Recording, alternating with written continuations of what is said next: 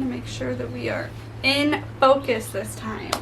What's up, everybody, and welcome back to my channel. Today's video, I've already recorded and started to edit and then hated it. Could not stand it. As you can tell from the title, we are going to be doing whiskey. Can you go heavy breathe somewhere else? Whiskey, nobody wants to hear you breathing. Come on. Come on. Inside.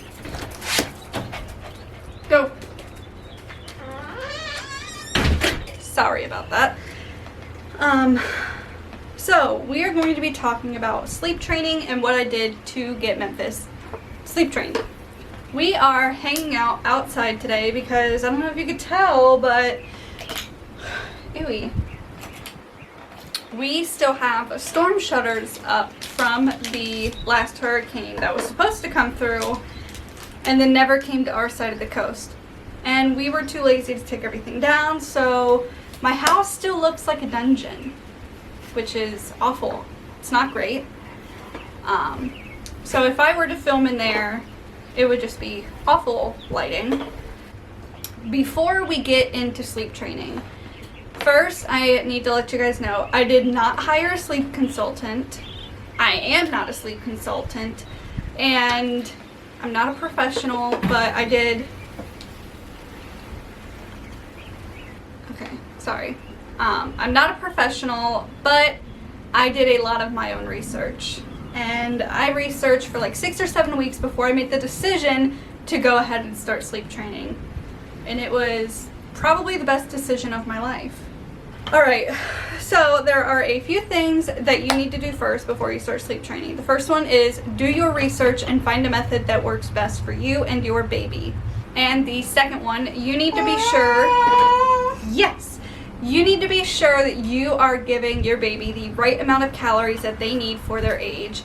I don't recommend starting before they're 12 weeks old, but you do need to speak with your pediatrician and make sure that they are healthy and gaining weight in the right amount, I guess is the word. That way you can go ahead and start sleep training and you know that their caloric intake is not going to stop them from sleeping, or their lack of caloric intake. And the third thing that you need to know is that this does take patience. Yes, it does. It does take patience, and that's that. So, the very last thing that you need to know is you need to establish a routine. Babies are only able to gather what is happening if there is a routine established. So Memphis and I's routine, yes, our routine to get ready for bedtime is first we start obviously with dinner. He gets his dinner, and then after that he'll play for about 10 minutes and then he'll nurse until he's done. Once he is done nursing, he will get into the bath. We'll give him a nice bath, he'll play with his toys in there, and then we will lotion him up. We do use the Owlet sock, which if you are able to afford it, I recommend getting one for your baby, so that you can monitor their heart rate and you're at peace while your baby is in the room, in their crib. So once his Owlet sock is on and he's all lotioned up, yes, we put him in a sleeper, and then we use a Halo sleep sack. I recommend sleep sacks. I'm sure a lot of other moms do too. If these dogs, because you're not supposed to put loose blankets in the crib with your baby. And then him and I will read bedtime stories. We read between 2 and 3 baby books before we go to bed. And after we're finished with those books, we go say goodnight to Daddy, turn on his sound machine. I kiss him goodnight, lay him in bed with his little teddy, say goodnight, turn off the lights, and then I leave the room. I feel like I just went in depth on our night routine for no apparent reason, but again, a night routine is very much needed. These puppies. So, I'm going to take you through day by day because I did type out. We've been sleep trained now for, what do you think, like 2 months? 2 months? And if I look well rested, it's because I am. This is what sleep training is all about. Anyway, So, on the very first night, or before I guess we get into the nighttime, I do want to say Memphis sleeps 12 hours a night now. 12 hours. Even today he slept for 13 hours, but I think that's because he's going through like a leap. He's teething, so I think his body's just telling him that he needs to rest and grow. So he now sleeps 12 hours a night, and the method that we chose that is best for our family is the cry it out method. Now, a lot of parents disagree with this. They think that the baby will be traumatized. Excuse me. They believe that the baby will be traumatized and will be fearful of the crib and won't want to go in there. But let me say to you, Memphis was 9 months old when we decided to start sleep training him. He co-slept in our room and was waking up every hour and a half at night to nurse. At 9 months old, at a healthy weight, he should not have been doing that.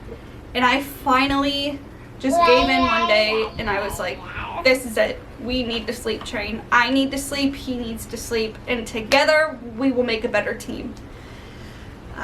So there was just one day I texted Derek and I told him, that's it, we're starting sleep training tonight.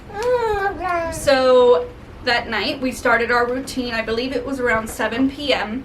and that night it lasted about a half hour. Now our routine has taken a shorter amount of time, and it takes about 15 minutes. You know, after dinner is what I mean. Once bath time starts, between bath time and turning out the lights, it is about 15 minutes.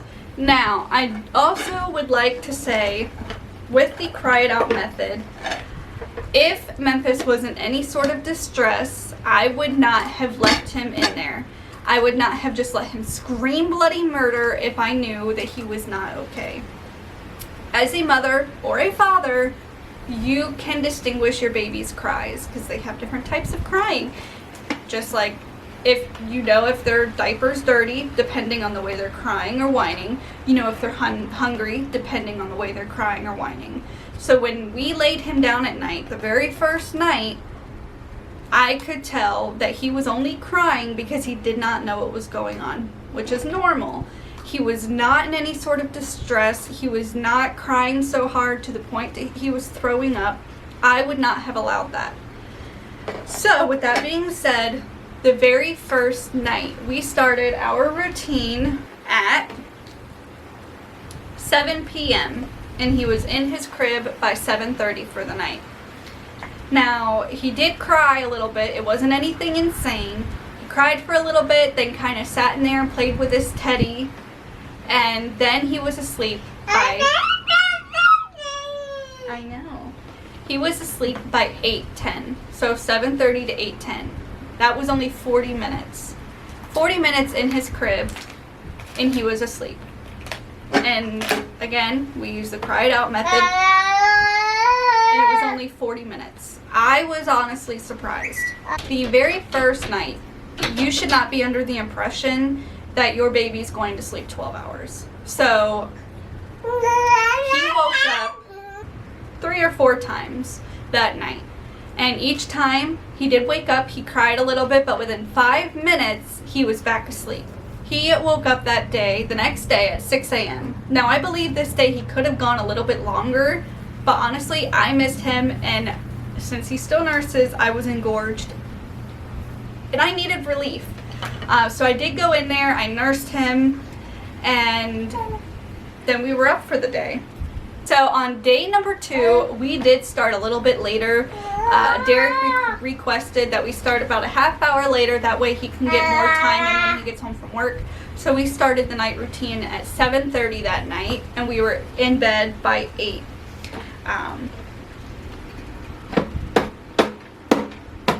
Now this night, it only took 20 minutes for him to fall asleep. Again, we followed our same routine. We did not change anything, and he fell asleep within 20 minutes. I was amazed. Again, I was like, this is way too good to be true. And the second night, he only woke up once in the middle of the night and had fallen back asleep within 3 minutes. Are you sticking stuff all over me? All right, now day number 3. At this point, I was still kind of like, oh my gosh, this is Bojangles. Don't you dig right in front of me. Who are you? Sorry. On day number 3, I was at this point kind of just thinking to myself, there's no way he's going to do any better at this point, because every other video I've watched, all the moms talk about how, you know, they're good the first couple of nights and then they go a few nights like, ha ha ha, just kidding. But on that night, we started our routine at 7:30. We were in bed by 8. He cried a little bit longer this time, but was asleep within 25 minutes and did not wake up at all. Did not. I woke up that day like, I'm feeling good.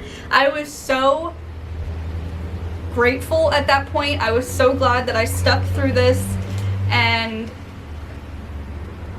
that was my first night without waking up, because I woke up that morning and I was like, oh my god, are you kidding? So nights 4 and 5 were the same. At this point, Derek and I made the decision to go back to being in bed by 7, only because by 6 this boy was starting to get out of hand. He was cranky, angry, and it was a lot on Derek and I to push his bedtime another hour. So we decided to start his routine. Yes, we decided to start his routine at 6:30 and be in bed by 7. And this is what we do to this day. And days 4 and 5 were perfect. Slept 12 hours. And night 6, he woke up one time and went back to sleep literally 30 seconds later. And now we have a fully sleep-trained baby. I am so thankful that I decided to do this. With the cry it out method, I know it's extremely controversial. There's a lot of parents that don't think it's a good idea, but it is what I recommend, because I know in my heart and in my soul, if I were to go in there every 5 minutes or every 10 minutes, do you just pat them and say, hey baby, it's okay, I would give up. I don't know if you've ever gone in there while your baby is screaming, but I will tell you, if you walk in that bedroom, it will get 10 times worse when you walk out. It'll be awful. And I knew I would give up if I walked in there. So I didn't. Now, let's give a little briefing on nap training. Now, I attempted to do the nap training the same time I started, you know, nighttime sleep training, and that just wasn't working. For 7 days, this boy did not nap because all he would do was scream, and it just was not working. But now, we are on day 4 of nap training, and what we do is, yes, he only takes about 1 nap a day now, and I know. Dude, you want to play with this, Bubby? So we are on 1 nap a day now, and what we do is after lunchtime, he will go into his crib, and if he is crying more than an hour, I will go in there, get him out, and act like nap time is over. For 30 minutes, we will play. I sometimes give him a little snack, and then he will go right back in. And then at that point, if he is not taking a nap, then I will do what is called an emergency nap, and that is when I will give him what sleep consultants refer to as a crutch, whether it be a pacifier, a lovey or anything like that. For Memphis, his lovey is the boob, so I will then nurse him, and that will get him to sleep. And that is only if, oh my gosh, he has refused a nap 2 times. But we are on day 4, and right now he is napping in his room. He sleeps for about an hour and a half, which I cannot complain, because then I can get some chores done, take a shower. Okay. Okay. But that is it for this video. I hope you are able to get some sort of knowledge from this video. I know there are thousands of other videos like this, but I wanted to give our little story and tell you guys how I got Memphis to be sleep trained. And I'm telling you what, if you are a struggling mom through the night, try sleep training because it's been phenomenal. Oh, it's nap time. Bye, guys.